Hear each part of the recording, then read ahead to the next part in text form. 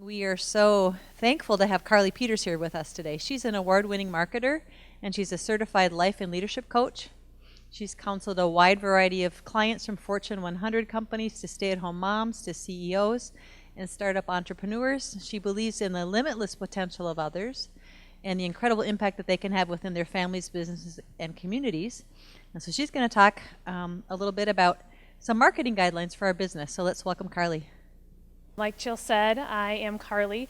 My tenure essentially has been in marketing, and then it shifted over to more lifestyle and leadership coaching. And the MACC has been a gracious partner in terms of our work together.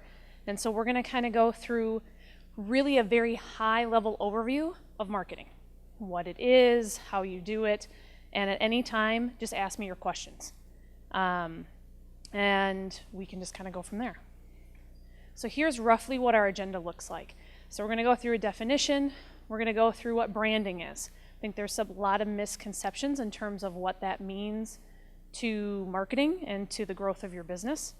We're going to go through website, how to populate that content, some social media strategies, creating an actual marketing plan. Doesn't have to be this formal, painful process that everybody thinks it needs to be. It can be really quick, down and dirty. And then some additional resources for you to try to maximize those, what often are very tiny budgets.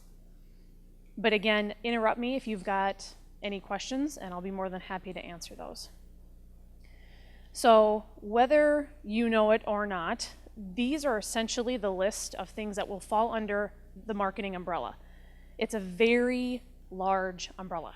Okay, so it's any action or promotion of your products or services. So social media, your website, various events, the email newsletters that you send, whatever that looks like, it'll fall under marketing. When you start to do your marketing, it's really important that you understand your brand. Okay, so the brand is who you are as a company, the services that you provide, what you want your audience to know about you. So that is look, your logo, the images that you use, whether it's pictures, stock photography, any of those types of visual images, and then your content, the words that you're saying, the stories that you're presenting. All of those fall under your brand. And the biggest component of this is that it needs to be consistent. This is how people will recognize you year in and year out. If it's not consistent and you start to dilute your brand, it makes it really difficult for the user to understand where you stand, if that really is you. They kind of sound different than they did last time. The logo is a totally different color and it looks different. I'm just not sure. Okay, so you want to be able to provide a united front on all accounts. Okay? So some of the questions that you ask in terms of your brand is, who are you? What sets your services, what sets you as a therapist apart from the rest? And this isn't even, if you don't own your own practice, that's quite all right too, but the question still remains, who are you as a therapist? What type of services do you provide that are different from the therapist down the street or even, right next door? And then really from there, you're going to start to craft your story. People, when they hear me say story, they're like, you mean I have to write this whole diatribe out? No, it's not like that. It's just you understanding really who you are and what you bring to the table and making sure that you can get down on paper intelligently what that means. Once you've essentially crafted your brand, now in today's day, you're going to start looking at a website. And I've broken these down really into two parts. There is the basic website, which was really, years and years ago, where it was just one static page. It was essentially like an internet posting of what would now be a dated Yellow Pages ad, essentially. It was just contact information and that was it. And if that's all you can handle, that's quite all right. But you're gonna need something, okay? It's too technologically advanced for you not to have that today. And then the second is an advanced. So this is obviously your basic contact information, plus other living content on your site. So this could be a blog. This could be integration to your social media platforms. How many of you have your own website that you keep updated? Okay, do you update it regularly? And by regularly, I mean at least weekly? No? Okay, that's okay. No, it's a resource thing for sure, so it's quite all right. And then for social media, how many of you are active on social media? Okay, what platforms are you using? Okay, anyone else? Okay, great. Okay, we'll talk about essentially all of those too. But you would start to integrate more social media components to that. So if you posted something on Twitter, it could populate onto your website and vice versa. So now you are starting to have this cross-promotional way of really maximizing just a little teeny bit of content. And then I put Google Analytics up here because if you have an active website, you're going to want Google Analytics attached to that. It's free from Google because they run the world. And this is a way for you to understand how your customers are interacting with your website. So what pages are getting the most hits, if they're actually staying and reading some of your articles, or if they're just bouncing out right away. That means you have some problems. If they're getting in and they're not, doing another click through, or they're exiting right away, it might be that they don't like the content, or that there's a link that isn't working. So this gives you a lot of information, probably more than you might be ready to deal with, but it's at least a good starting point to try to hone in on, some of those basic strategies. And finally, before I move forward, consistency is key. And I'll say that quite often, but it's so, so important. It's really difficult for a user that's trying to find a therapist or a counseling office to all of a sudden feel like, oh, this seems and feels and looks and reads like a great organization or a great therapist. And then in comes a a tweet to your website, and it's the exact opposite of that, right? So there's going to be a disconnect there from the user experience if it's not consistent. It doesn't mean the same, like you don't have to post the same thing every time, but the voice has to be the same. If you are, very gentle and slightly passive aggressive, don't come out of the chute just massively aggressive and, you got to match the personality. So again, I was kind of touching base on this a little bit, but it's about the user, okay? It's not about you. This is where a lot of people get tripped up. This is where a lot of my clients get tripped up, is that they have preconceived notions in their own mind that I want my website to look like, this one down the street. And we love it, and it's exactly what we want. And we get it up there, and they're really proud of it, as they should be. But then the user doesn't utilize it, and they don't like it. And that's a good indication that you are too attached to it. So you need to be able to let that go and understand that it's about the customer. The customer needs to be able to find things easily and understand, who you are and how to find you. So make sure that you're always keeping them in mind versus kind of your own motives on that side. And then giving them some call to actions. So what this means is that you're just starting to drive behavior, whether it's signing up for a newsletter or just contacting you, registering for an event. And those should be sprinkled throughout. But making sure you're actually giving them tangible things to do. Because otherwise, if they just come, I don't know what to do next. It looks like good information, but I don't have to click a button, I don't have to do anything, so I'm done. They really need to have some motivation in order to engage a little bit more. So clearly I'm seeing this for like the first time. My own branding is invading like my own words. See, so there you go. Lesson, don't do that. So when it comes to content, a lot of people will say, oh, I love the idea of a website, but I don't even know how I'd ever get my content. Like I don't have that much to say. Really you do, you just haven't realized it yet. So the next two slides, this slide and the next one, are really a lot of easy ways to help you out with that.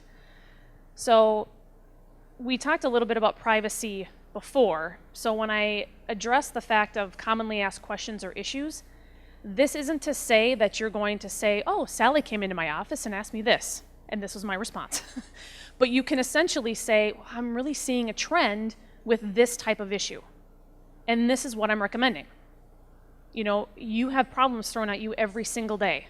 You are a wealth of information that even if you did a 200-word little blog article on, that would be so helpful to your potential customer base and or your current customer base. And, you know, we don't want to certainly give away the farm because they still obviously are going to need you, but this is a good way to extend some free knowledge as well. And you are going to have to give out something in order to get something. Does that make sense? Industry news and trends. This one gets a little tricky because if you're trying to grow your customer base, not necessarily your network, this might be lost on some people. So be very careful about this. If this is useful to your customers and that's who you're going for, use it. If you're going to expand your network or you're looking to merge with other, counseling agencies, then maybe it would be good to show yourself as an expert. And these are things that I'm seeing in our industry. Guest bloggers are great because you don't do the work. And that's what we all need, is to maximize our resources. So if you partnered with someone in your same industry or a different industry, but it's still relatable content, say, I would love it if you would guest write an article for us. Because not only are you going to promote it, which helps them, but then they're going to be proud of it and they're going to promote it too. So you just extended your reach into a different audience that you didn't already have. So it's a great, easy way to help do that. News releases are essential, or PR releases, however you want to state it. Local media is great to start. And it really has to be newsworthy. I've had a lot of clients that will just pull kind of the most random thing out because they really want some type of news coverage. And it doesn't work that way. You really need to have it be of public interest. And so just be very careful about that before you start bombarding local media. But this is a free outlet too. This doesn't cost anything. Yeah, sure. The question was, what are some examples of newsworthy events and what might be misconstrued as not newsworthy events, but the therapist might think they are? So great question. The basic ones that would technically be newsworthy, especially to local media, is if you just opened a new office. Okay, so if there's new business someplace else or a new partnership, those are great. You can hop on any sort of local media calendar and post your events. That's free. That doesn't need to be some sort of, wow, we've hired some amazing speaker to come in. You have free access to their calendars and can post things too. So that works. Sometimes, depending on if you have a good partnership or not with the local media, if you hired new staff to announce that, a lot of business publications really like that. It kind of feeds in their, new hire, who's new in the area, those types of things. What sometimes I've heard therapists think that is a good newsworthy story that really isn't, are essentially their articles on industry trends. So they're essentially trying to repackage something that would be more suited for a specialty publication. So an actual counseling specific, bylined article publication type of situation. Now, if you were getting an award, that would be more newsworthy than just if you were being published. Now, if it was some, insanely huge publication, then that would be grounds for that for sure, especially from local media. But then you want to social media that and website it all over the place. So there's not enough shameless self-plugs on social media. So you're good to go there. Would it be of value to really promote one another? So, I read it on Jill's website and wanted to share it. I read it on Jenny's website and wanted to share. We'll get into that on the social media side, but the answer is yes. Testimonials, again, there is obviously a privacy issue here, but you can do it in a way that is not overly invasive. So you can do it one of two ways. You can just do a very anonymous testimonial and kind of have those cycled through in terms of what it's been like to work with you or work with your, agency, or a case study. So if it was a family marriage, type of counseling situation, and here was kind of the breakdown of, the marriage, and it was, going into, divorce, and this is how, I helped kind of, pull it out of the drain and resurrect it. If you keep all of that information essentially, nameless, those are good things for a customer or a potential customer to see in terms of grading work, or, oh, I have that same situation too, I need to hire him. So something to think about. And then your events. So if you have any type of open house events, new office opening events, networking events, anything like that, all qualify, and those are all very good. And then videos.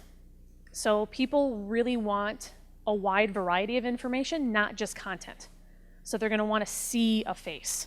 They're going to want to see pictures. They're going to want to see, how you communicate, what's great about your practice, what new thing are you doing or trying to accommodate for new customers. Those are all types of things that you can run off of a very quick video. It doesn't have to be anything super professional, but just get it out there. So now we'll get a little bit into social media. I mean, this is, again, very high level, and we're going to go pretty quick into it. So when my clients will come to me and they'll ask, well, what do you recommend, like what platform do you recommend I go on? Well, that depends. Where is your audience? So for example, I had a client that was a software technology firm, very different than counseling. And we did a poll of their users. None of them were on Facebook, not one, as a company. And then only 20% were on LinkedIn, and I think 5% were on Twitter. We were lacking heavily on the social media side, but we went with LinkedIn because at least that was the largest percentage that we were drawing from, and we kept plugging people into that, and we kept promoting it and pushing it. But if you realize that, okay, my customer base is X in this little window, and the majority are on Twitter, but they're not on LinkedIn, go to Twitter. You don't need to have any other account that they're not using because it's going to be wasted energy and time and money for you, okay? But you're gonna have to be active. So what that means is you shouldn't just set up an account and then just leave it to die. So that won't really benefit you or your company because people are wanting to see that you're actually invested in what you're putting out there. Get creative, okay? After a while, some stuff can seem pretty mundane or kind of boring, so spice it up a little bit. Be professional, but be creative. And then follow your brand and your mission. Again, everything really needs to be consistent. If you want to have your own Facebook page privately and post whatever you want on there, that's totally fine. But then your professional one, your therapist-specific one, or your agency one needs to remain what it is. It needs to remain a business one that is true to your brand and your mission. And then drive traffic back to your website. So the website's sort of the hub, and all of these different things start to feed into it. So we're going to talk a little bit on a couple of, pretty basic social media platforms. No one really starts to think about Google Business until they realize no one can find them on Google. So when you have a business, this is sort of what we're looking for. So this is Linden Hills Co-op. I wanted to take a non-therapist thing just to avoid either calling someone out or, saying, oh, well, you didn't talk about this. I'm going co-op. So here we go. So when I view Linden Hills Co-op, this is instantly what pops up, okay, right away. The most important part in being registered with Google in terms of a business is this. This is essentially the yellow pages of today. So it has, pictures that they have loaded, it has the address, phone, hours, things for reviews. This is really important. If you don't have just that basic information, get it. Again, it's free. And you're really doing yourself a huge disservice if you're not listed here. So the next one is going to be on Facebook. When you actually go to the live site for Facebook, this is also what you get. So you can see that the logo that they have on Facebook is also the one that was on Google Business, right? So we're seeing some consistency. You have an option on this left-hand side in terms of hours, address. Again, all of those very basic business things that you can have that's free. And then you have all of your posts right on the right-hand side. Again, with very consistent messaging, very honorable to the brand and your mission. This is where you also post events, a history about the company or your practice. Anything that you want, you can put into here for no cost. So.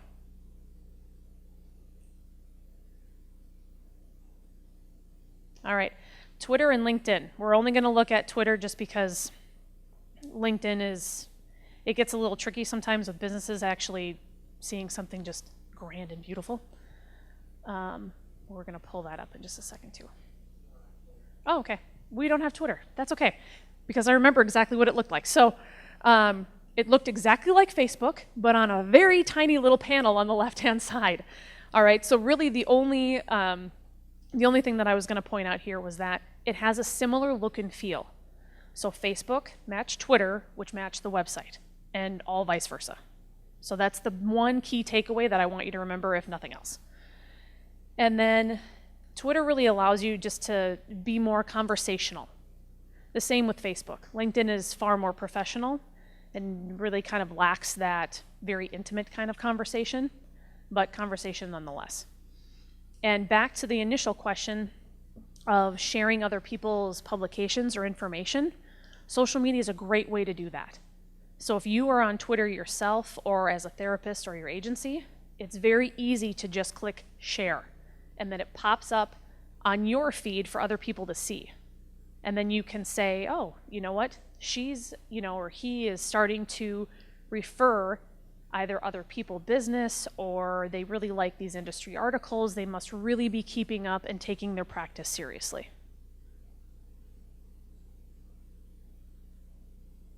I can't move forward. Help me.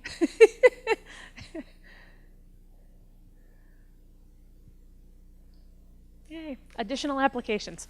So some of you, I can see the eyes are sort of rolling back, going, wow, that's a lot to post and that's a lot to do, and I have no time and or resources to do this. So this is where this slide comes in. Hootsuite is a free application where you can actually calendar a whole month's worth of posts in one sitting. It's amazing. And you can set it up so that it automatically feeds to each account. So if I put, I'm having the best time at Practice in a Box, at your MACC, and then I click these just 3 little buttons, it'll post to my Twitter, my LinkedIn, my Facebook. It'll also post to Google Plus, or there are other feeds that are available, but those are just the 3 that I have. And so it takes a lot of the time out of it, and it makes it consistent all across the board. So if your audience, if your customer base is pretty split between, let's just say Twitter and Facebook, you'll hit both of them with one post. And then MailChimp is also a free service as well. They do have some paid options depending on how large your lists are, but they have free email templates that you can use. Plug in your information, as long as all the pictures and the branding look the same, you have my permission. And then this is another way for you to email your lists and actually start to build lists, okay? It's really important that if your practice is going great, which is awesome, and you have enough clients, then your focus might not be to increase your revenue. It might just to be to maintain and keep them actively engaged so that they don't start to drop off and you don't, run into any issues. So once you've kind of, we've talked about all these different avenues, you really want to create a plan. And like I said in the beginning, it's not about having this formal 10-page plan. It's one page, chicken scratch, you can do it, promise. Really painless. But the next 2 slides are just kind of some questions to ask yourself when you're trying to narrow this stuff down. So what do you want to accomplish? Okay, if you're not doing a lot of marketing now and you make this giant list of 50 tasks that you want to do, what's really the goal here? The overall, office therapist goal, what is it? And then what are the top 3 things that you want to do to help get you there? Let's just narrow it down. We can blow out the goals from there, but just give me 3. And then how much will each go back to your profitability? This requires somewhat of a math and somewhat of a guessing game, but you could essentially say that if it costs me, from a paper mail standpoint, let's say, if I want to send 1,000 flyers and they cost X, and typically, you only get, 1 to 3%, of actual interest, what does that cost per mailer? You have, some type of cost there, and then what's a new client cost? And do the difference, okay? Social media, it's a little more difficult, but if your goal is to build more brand awareness, you're not really gonna have a lot of tangible, this is what it costs, it's gonna be more probably time costs. These are the resources that I have, this is how much those cost, this has been our return, and go from there. And then what does your customer want? If you are all over social media and they're not there, none of them, or a very small percentage, then don't go there. You really want to be where your customers are. And then ask yourself why.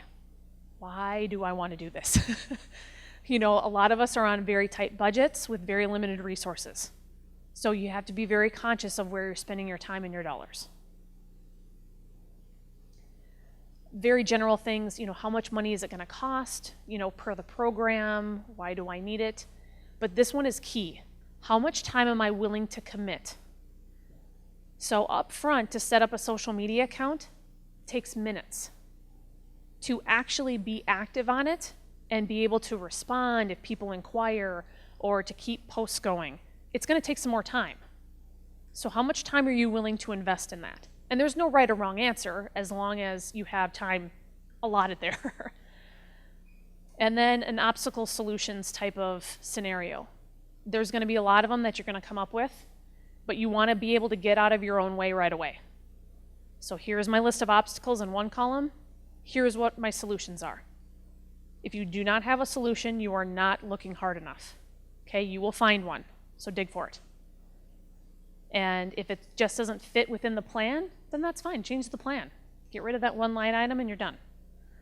And then, is the plan realistic?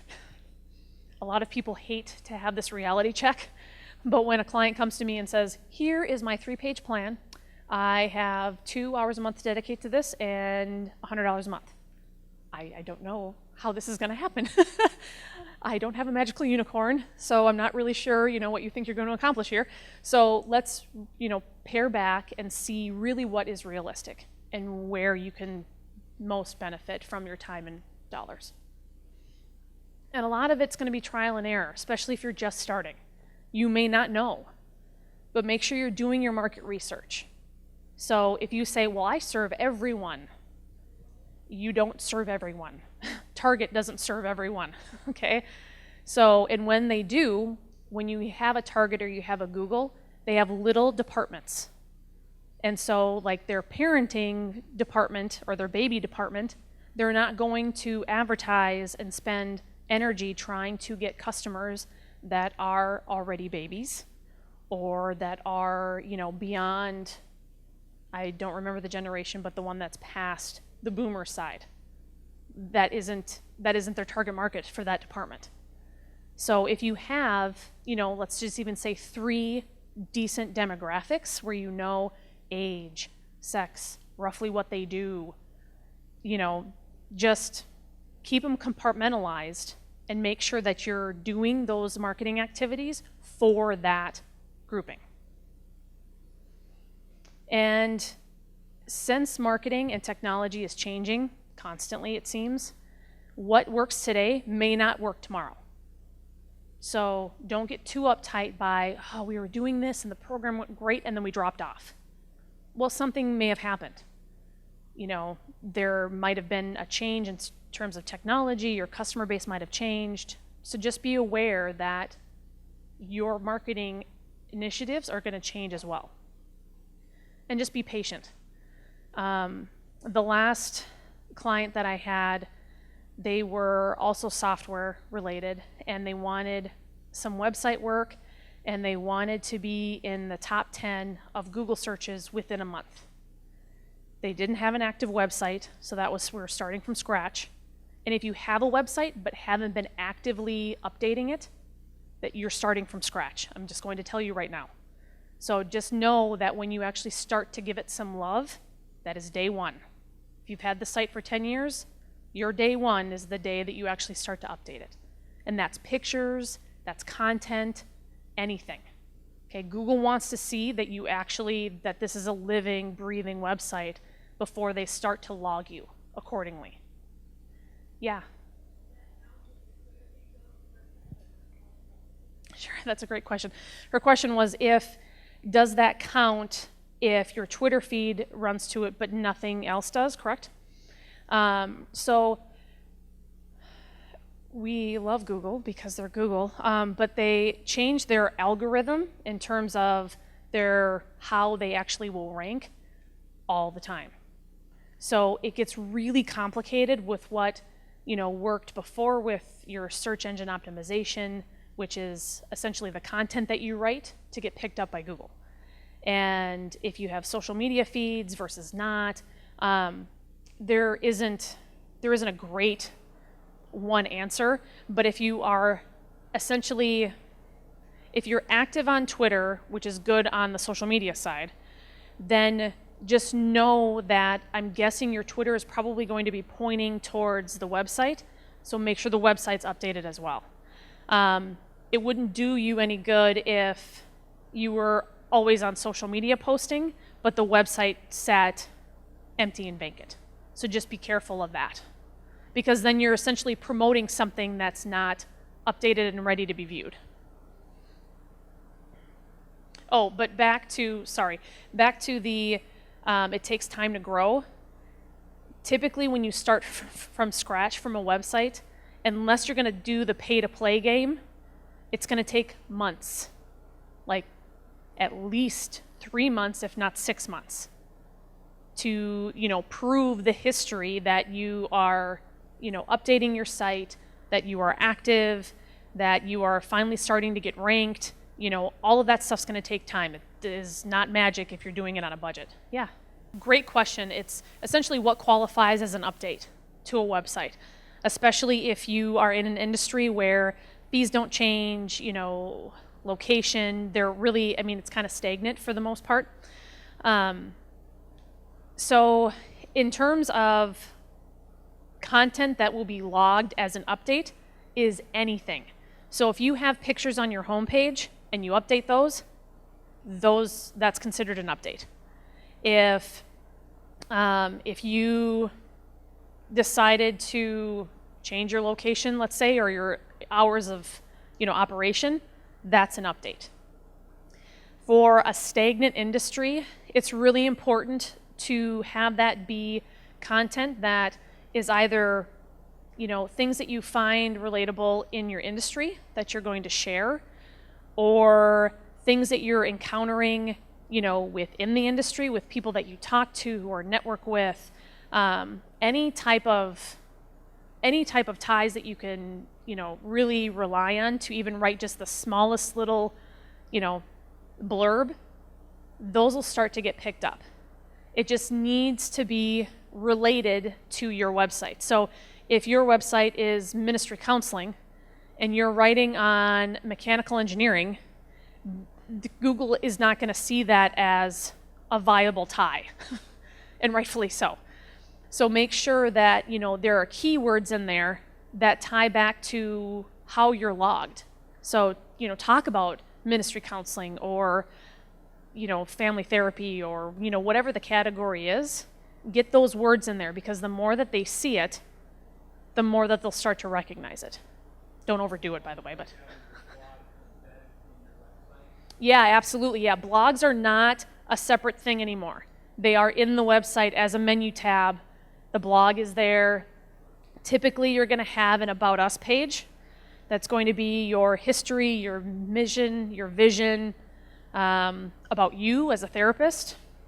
You'll have a blog page. You might have a news or events page where you're listing out, you know, if you were published in this, you know, this journal, or a news release that you put out on a new location.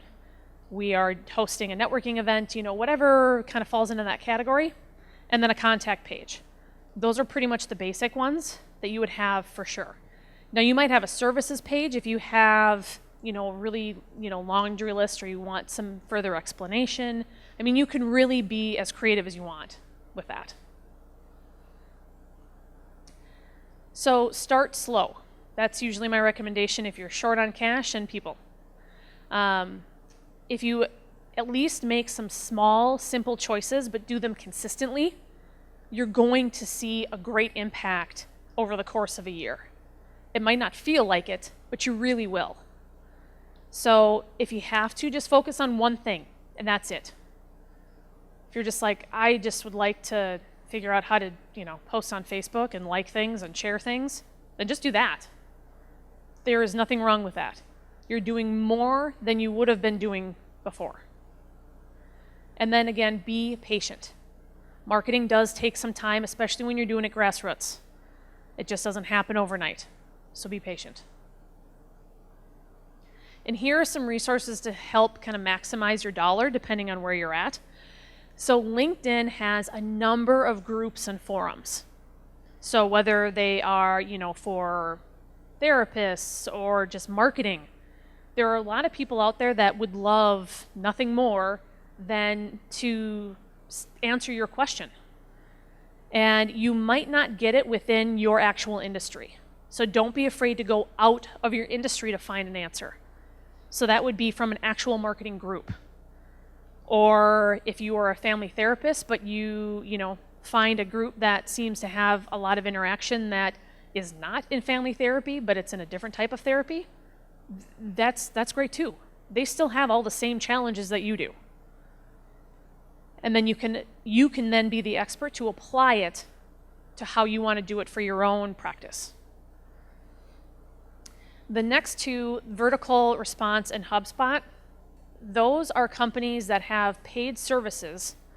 However, they are a library of like an endless list of things that you can read or watch on all types of marketing. If you're a newbie to marketing, please don't go here. It is incredibly overwhelming, and then you will freak out, and then you won't do anything. But if you have somebody that loves this stuff, or there's a certain topic that you just want to focus on this year, then just check it out. A lot of free resources there. An intern. The job market is incredibly competitive, like it has been, but it really is now today. And a lot of college people are looking for work. Now, this doesn't need to be paid work. You can work out a deal with the college and exchange college credit for their time. Okay, so there's nothing out of your pocket other than your time to train and, you know, have a sitting space for, essentially. But if you need a marketing intern, get one. They are awesome. And they don't have to be specialized in therapy. Maybe they have an interest in that, maybe they don't, but they know how to market. They will figure it out. They will figure out a way to help you find your voice if you haven't found it, help you craft your mission, For most graduates that are coming out of a marketing program, they've had extensive writing skills, they know the technology, they know how to do market research, they know all of that. So, you know, if you want to just stick to therapy and run in your business, then hand that piece off, at least for a quarter or a semester. Then if you have a little bit more of a budget, but just don't want to do it yourself, you can hire a consultant as well. You know, there's a lot of people out there that are essentially looking for work but don't want to be hired on full time. And this is a cheaper way to not have to pay benefits, not have to have another employee for overhead or anything like that. Questions? His question is, how do I do my own market research? How would I even know what that would look like if they were on Facebook, etc. So the first thing is you would want to identify who you actually want to serve. Like, what are your actual strengths? So if your strengths are family marriage, I don't know why I keep coming back to that, but let's just go with that. So, but within that umbrella, you really want to focus on, you know, couples who are essentially on the brink of divorce. Like you can really get that specific. So, and then you are thinking, you know, I'm really good with people my own age, so here is my age range by about 15-ish years, you know, right in the middle, 5-7 years. And then you have an age range. There are people that, you know, don't want to work with either gender. They are more comfortable working with men or women. So you're going to essentially set those first parameters in terms of who you really want to work with and who is your best client. Like, if you could dream up the best client you could have, what would that look like? And then write that out so that you can actually see it. And then you've actually narrowed it down far enough to say, okay, it's a newly married couple between their 20s and 30s and live within a 30-mile radius of me, of the office. Not you, that'd be weird. But, you know, in 30 miles of the office. So then, okay, where do I want to go from there? So there's a lot of Google research that can be done in terms of where to really define these people. And your website too can give you a lot of that data. So on the Google Analytics side, it can narrow down all of your demographics in terms of who's viewing you, their ages, where they live, you know, if they're on a mobile platform, what platform they're on. I mean, it's crazy the amount of information that they have back there. So as long as you know who you're going for, it makes it a lot easier. And it makes it a lot easier too to craft your content. Because if you are trying to target, you know, newly married couples between the ages of 20 and 30, but you're writing for couples that have been married 30 years and are well out of that age group, you've completely lost and diluted your customer base. Now, that's not to say, let's say that your customer base right now isn't your sweet spot for customers, because that happens too. Somehow you get this influx of people that you're just like, I'm not sure where you guys came from. I'm happy to have your business and I'm loving the fact that I can help you, but that's not my sweet spot. So you just have to remember to go back to that. And then once you start getting those clients through the door, ask for the referral. There's nothing wrong with that. You know, it's going to be split in terms of people that are not going to share that they even go to therapy. But there are going to be people that are just like, you know, oh, Jill changed my life. You know, that's awesome. You know, I'll get a testimonial and, you know, you can share that too. Like, that wouldn't kill me. So just be very, you know, ask for what you want too. So does that help answer your question? And as another side, from the market research side, if you're going to look at purchasing a list to start your email campaigns or a mail campaign, they have all of those market parameters already set.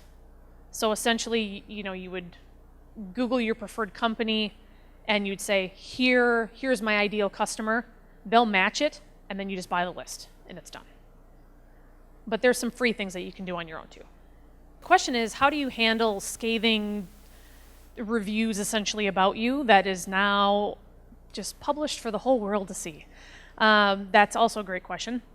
And there are a number of different things.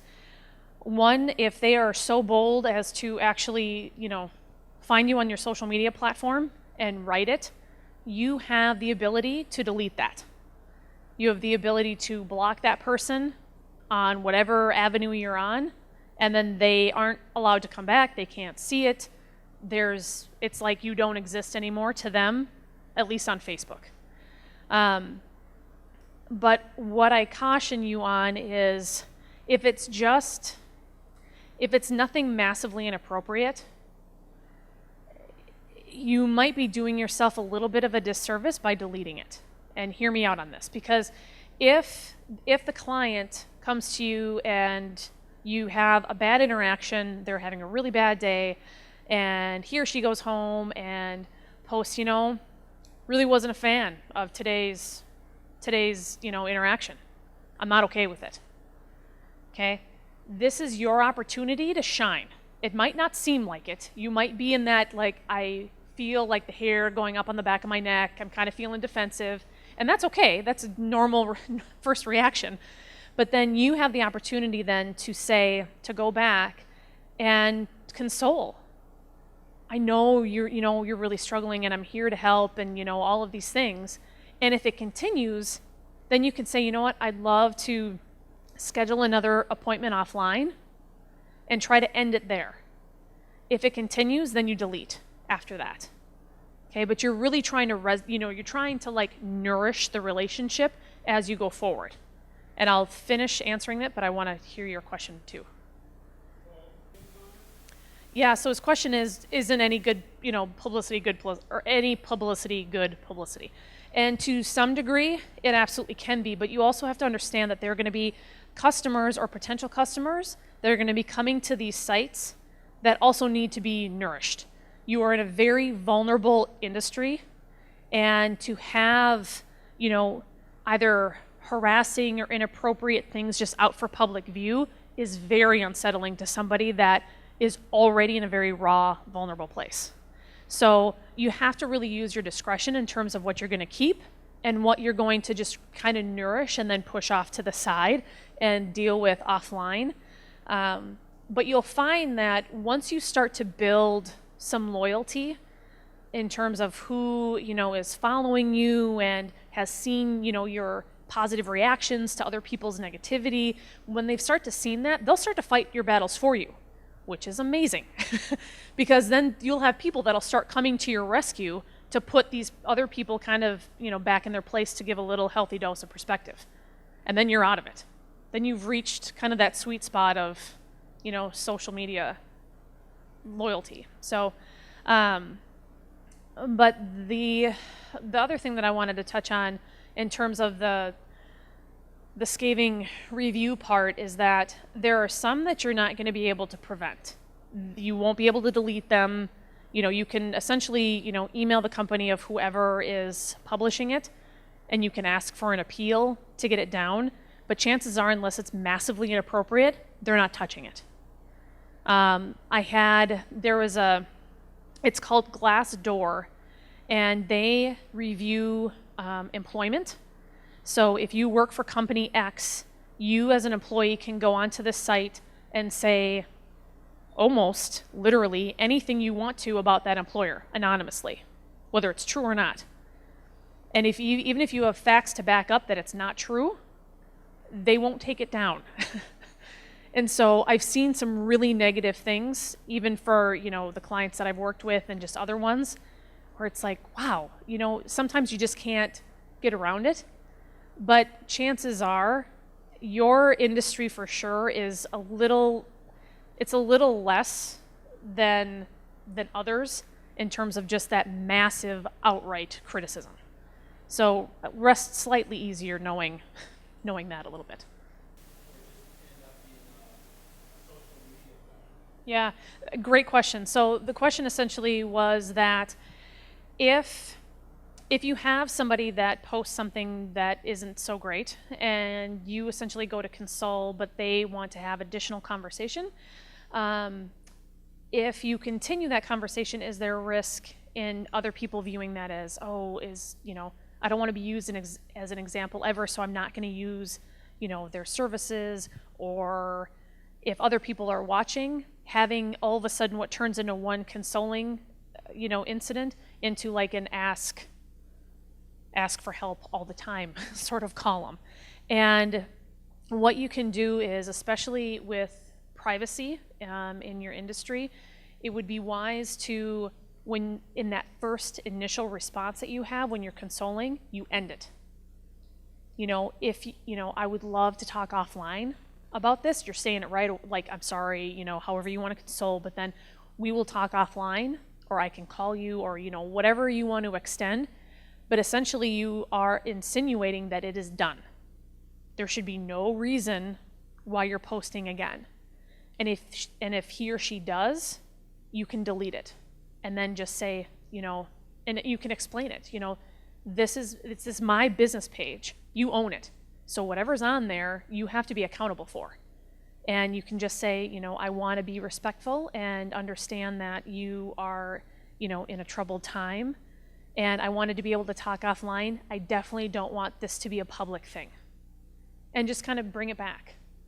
And hopefully, that first initial response where you're just kind of cutting it short really shouldn't allow for that, continued conversation, but you always have the right to cut and block.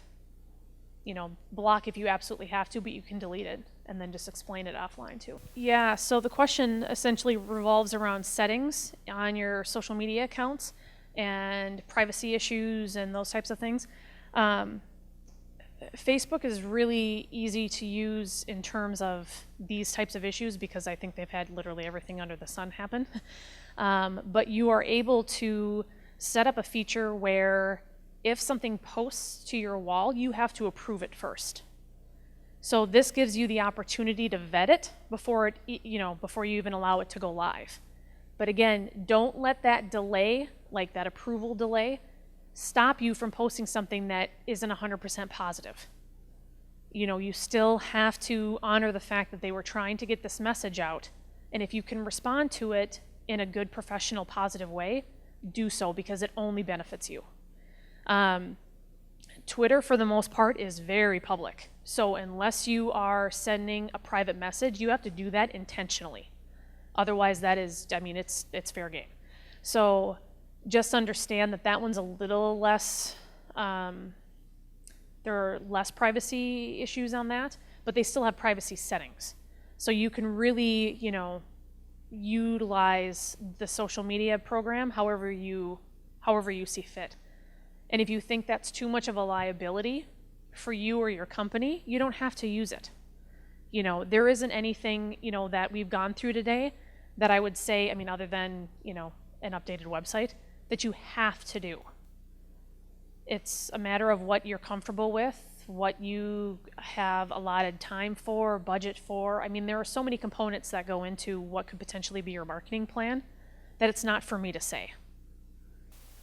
Great question. So it's how do you take social media, essentially that engagement, and then convert it? And so there are a number of different ways that you can do that. And one is, what are your call to actions in your social media? Now, you're not going to have a call to action in every social media post, and it's not always going to be sales, because people are going to get sick of that really quickly.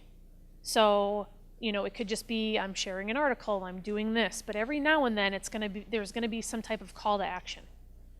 Or if you're sharing an article that goes back to your website, that is where, you can make a stronger call to action. But you also have to understand, what are you going to define as a conversion? Is it they're on social media and they're engaging with you, but now they're on your website? Is it, I'm not going to count it as a conversion until they've gone through my website and hit the contact form?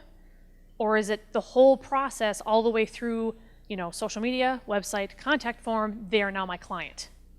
There's a lot of different ranges where you can measure that.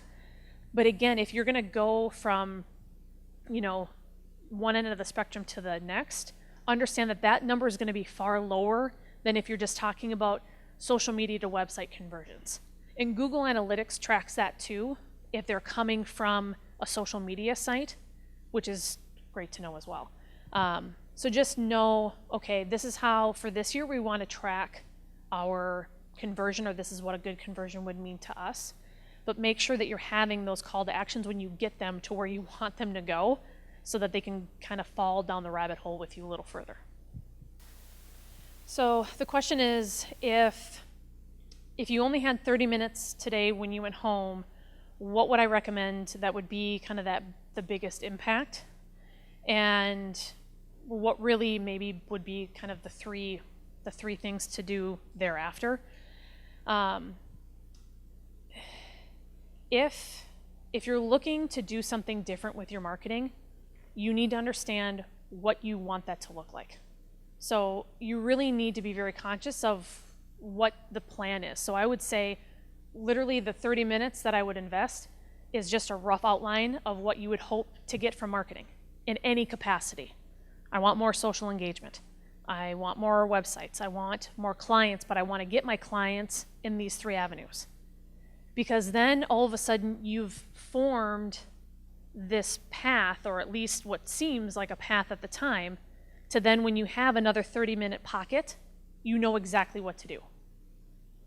So be very honest, though, about yourself in terms of what you're doing now. If it's nothing, that's okay, but be honest about it. And if you are doing, website and website updates and those types of things, but, your message isn't clear.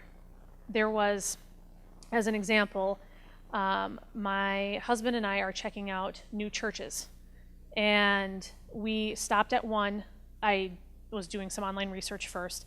Website was great, really good messaging, and we actually arrived there, and the sermon was less than desirable because there wasn't consistency. What was on the website was very Christian focused, and we believe in God and all of these things. And then it was like, well, if you don't believe, or if you're not really on this journey, it's like, wait a minute, I'm on this journey. Like, this is what I've come here for.